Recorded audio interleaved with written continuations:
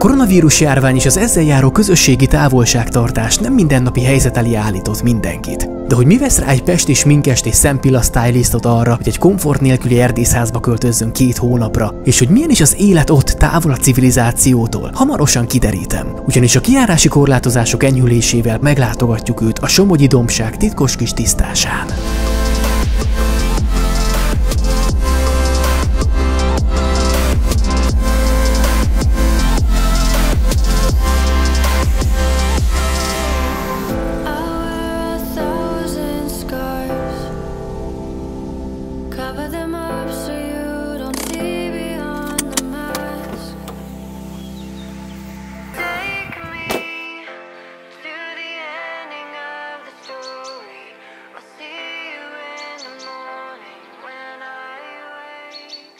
Amikor hallottunk egy olyan infót, hogy Pesten lezárások lesznek, vagy valamilyen korlátozások, akkor mi szerintem még aznap összecuccoltunk mindent, és lejöttünk ide, mert nem szerettünk volna Pesten egy lakásban a 4 fal között tölteni az időnket úgy, hogy nem tudunk kimenni, mozogni. Itt azért annyira nagy szabadság van, hogy ez itt valami zseniális.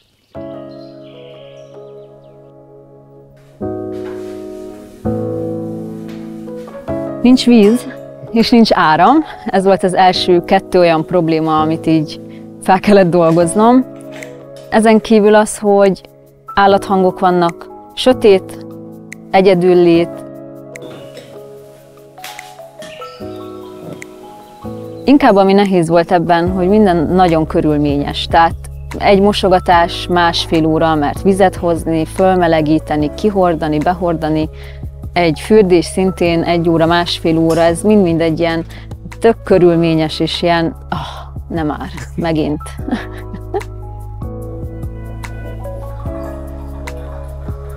Otthon csak megnyomom a vízforralón a gombot, és kész. Már megint kávét kell főznöm, az itt legalább nem tudom, sok idő az is. Otthon csak megnyomom a gombot, és kész. Szóval ez inkább, hogy mindennek így neki indulni volt olyan nehéz.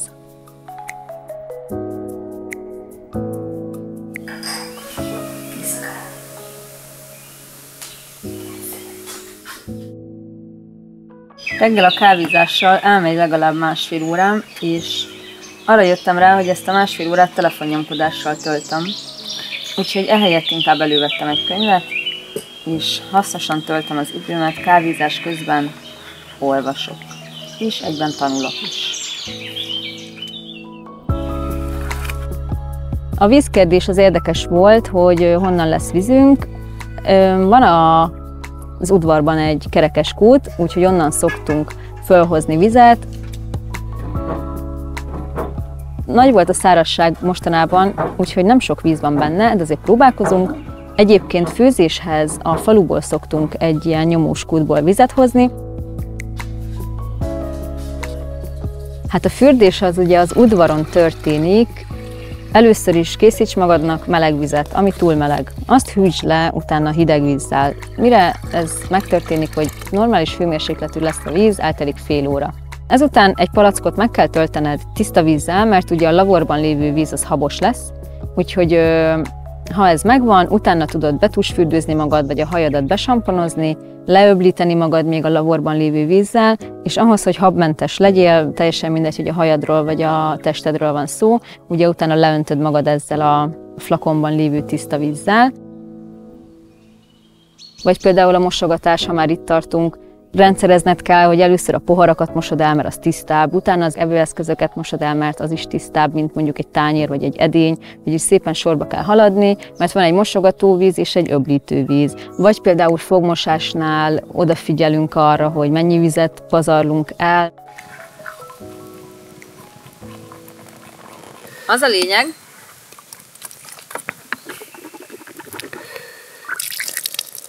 öblítesz, majd leöblíted a fogkefédet a szádból kijövő vízzel, hogy spórolj a vízkészleteddel.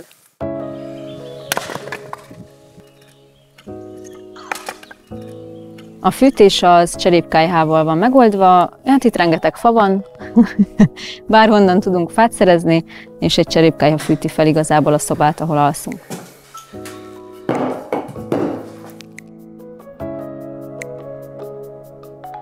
Először az volt a furcsa, hogy amikor lejöttünk márciusban, akkor azt hiszem ilyen 7 óra körül talán már sötét volt.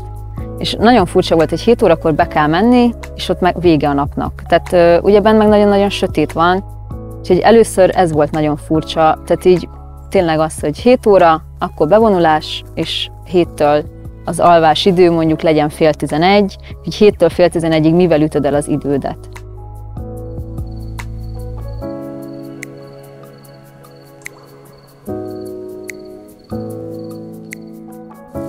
Cseregnek a madarak. Aztán meg szól a bagoly.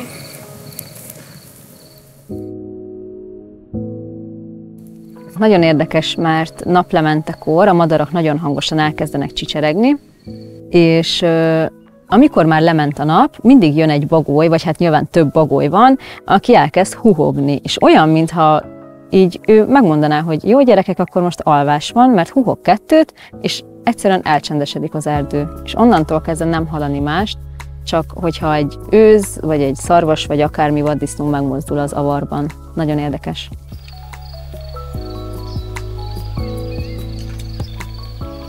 Nagyon sok mindent megtanultam a természetről, amit egyébként nem is gondoltam volna, hogy ez így működik.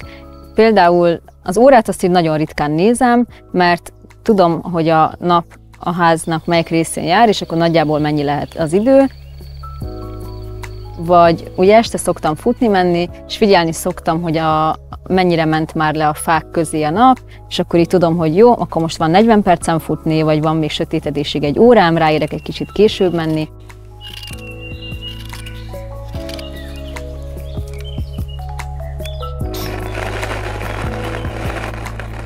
Első körben itt az udvaron edzek, valamilyen erősítő gyakorlatok a súlyokkal. Csináltam magamnak homokból, vagy földből, harisnyából és zacskóból lábsúlyokat, kézisúlyokat, és magamnak elkezdtem összeállítani gyakorlatokat, valamint bejött a napi, vagy 2 naponta a futás. Csináltunk egy kis veteményes kertet, egyrészt unaloműzésként, másrészt meg nem tudjuk, hogy meddig tart ez a vírus, karantén és barátai, úgyhogy úgy döntöttünk, hogy hát akkor miért ne? És hogyha nyár végéig kitart esetleg, akkor meg lesz zöldségünk, milyen jó. Sziasztok! A mai smink videóban egy natúrsminket fogok nektek elkészíteni. Unaloműzés kép, és azért is, hogy felpörögjön egy picit a sminkes és Facebook oldalam, elkezdtem sminkes videókat készíteni. Először azzal próbálkoztam, hogy naplementés, már ilyen szórt fényes, a fák kicsit betakarják a napot, időben készítek videót, ez nem jött össze, semmi nem látszódott. Úgyhogy ez egyik barátnőm feltette azt a kérdést, hogy miért nem csinálsz magadnak derítőt, és így mondtam, hogy hát tényleg, miért nem csinálok magamnak derítőt? Találtam itt egy olyan szalonnasütésből megmaradt nyársat, aminek ilyen gyönyörűen 3 felé ágazott az ága, és kitaláltam, hogy én arra föltekerek alufóliát, és az majd milyen szépen vissza fogja verni nekem a napot, és egyébként sikerült is, úgyhogy azt használom, úgyhogy a sminkes videók és képek azok így készültek. Elektromos áram, amihez nekünk kell, az leginkább a mobiltelefon. Hoztunk 4 vagy 5 powerbanket, és van egy nagyon kedves ismerősünk, aki kölcsönadta nekünk az egyik olyan hátsó részét a házikójának, ahol van áramforrás. Úgyhogy ha lemerül valamelyik akkumulátor, akkor oda fölvisszük és föltöltjük őket egy éjszaka alatt. Első körben az volt a furcsa, hogy minden nap nagyon hosszú, mert ugye Pesten nagyon-nagyon pörögnek az események, dugóban ülünk, észre se vesszük, hogy eltelt 2 óra hossza, dolgozunk egész nap, eltelik a nap. Itt az volt a furcsa először, hogy milyen hosszú egy nap. Úgyhogy az, hogy minden ilyen körülményes, az így idő szempontjából nem is volt annyira rossz, mert legalább hamarabb eltelt egy nap. Bárki, aki felhív, az első kérdése, hogy bírod. És mindig azt kérdezem vissza, hogy mit. Mert én ugye vidéki lány vagyok, nekem ez annyira nem újdonság, hogy most állatok, erdő, nem tudom, fával tüzelés és stb. Mindig azt kérdezem még tőlük, hogy de miért te Pesten, vagy egy városban, vagy egy panelban, vagy egy olyan lakásban, ami 50 négyzetméter, te ott hogy bírod? Mert szerintem az sokkal nehezebb. Nagyon érdekes egyébként, hogyha így kívülről figyelem ezt az egész történetet, akkor így azt mondom, hogy elment az eszem egyrészt. Másrészt pedig nem értem, hogy mi kapcsolhatott be az agyamba, hogy ezt itt így víz és áram nélkül végig lehetett csinálni, vagy végig lehet csinálni. Biztos, hogy valami így nagyon átkattant, ami miatt ilyen kitartóan már 1,5-2 hónapja ugye ezt így nyomjuk. De voltam már azóta Pesten, érdekes érzés ott lenni, érdekes érzés utána itt lenni. Nem tudom eldönteni, hogy melyik a jobb ott vagy itt. Nem tudom eldönteni, hogy mi a jobb egyenlőre emberek között vagy emberek nélkül. Nagyon vegyes érzések vannak bennem, és valószínű ez nem is fog letisztázódni még most, majd csak akkor, hogyha visszatérek a normális kerékvágásba. Amit egyébként meg nem biztos, hogy annyira szeretnék. Valahol a kettő között jó lenne megtalálni egy ilyen utat, így a nyugalom és a kicsit pörgősebb életmód között valahol.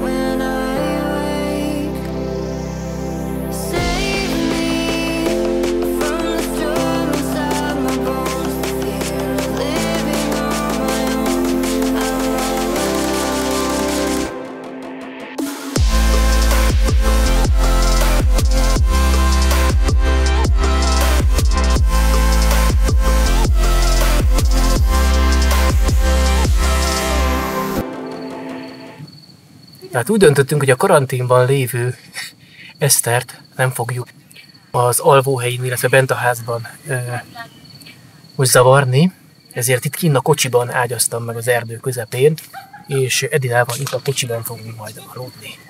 De tök jó szerintem.